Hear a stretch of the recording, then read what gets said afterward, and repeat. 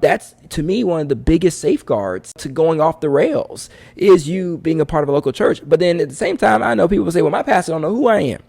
Let's be honest, in our generation, you got a lot of people who are just simply open to all kinds of things, spiritually, vulnerably open. Yeah. And that legitimate hunger oftentimes is satisfied by illegitimate substance. For sure. Right? So, yeah, how do we orient people to what is the truth to where, one, they can't get caught in front of a wolf in sheep's clothing to where they know, like, wait, this is not right. And then also they can just be able to temper the extremes that they're always surrounded by. I think, number one, it's you joining a Bible-believing, life-giving local church that you submit yourself to, healthy teaching, not just coming on Sunday morning, but you are a part of the church. You have community at that church.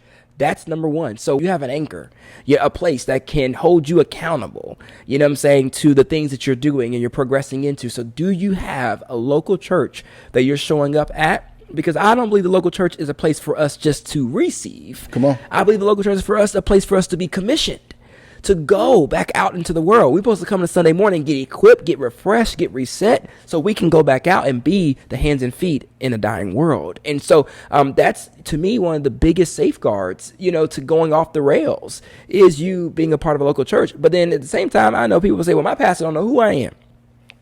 My pastor don't know my name, and I get it. Yeah, you may not ever be known by the senior pastor of that church. But you can be known by one of the ministers, some minister on staff. You can get to somebody that has some level of spiritual maturity that will love to walk with you, do life with you, that has time for you. Everybody want to get to the set man.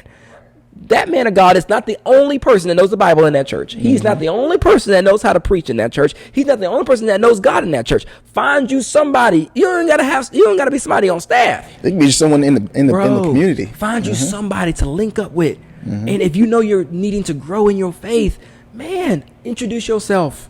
Hey, my name is. Get involved in a small group. Get involved serving and get around other people and open yourself up. And so that, to me, is a very powerful part of, I believe, of our spiritual formation, is healthy community. And that's going to come sometimes finding it. It's not about just going to church. It's about going to church to get community. And what if someone's there and they've done that, right? So that first step, but then there's somewhere they're like, man, I feel like there's this hunger and thirst I have, but man, here I'm hitting the ceiling here. I love where I'm at, but there is more here. There's this big conversation, I think, that's needing to be had in regards to, once you find a local church, is that your church forever? And let's talk about that.